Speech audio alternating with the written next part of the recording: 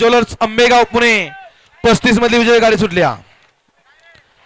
श्री सुधा प्रसन्न कुमारी गौरी राम जाधव जाधव मला आटपाडी गाडी क्रमांक 36 मधली विजय गाडी। अमर बोडरे चिंचघाट गाडी क्रमांक 37 मधली विजय गाडी। महालक्ष्मी प्रसन्न समर्थ गणेश जाधव हिंगणी 38 मधली विजय गाडी। निकाल द्या निकाल